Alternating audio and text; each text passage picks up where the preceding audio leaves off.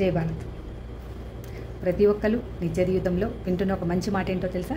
యద్భావం తద్భవతి.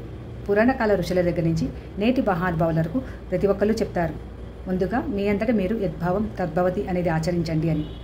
ఎందుకంటే యద్భావం తద్భవతి అంటే అర్థం ఏమిటి?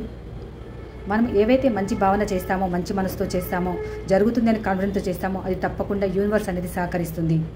మనం మంచి చేస్తే ఎక్కడున్నా సరే మనకి తిరిగి మంచి జరుగుతుంది. మనం చెడుగా ఆలోచించి చెడు చేస్తే చేరుకోవాల్సిన చెడు మనకు చేరిపోతుంది.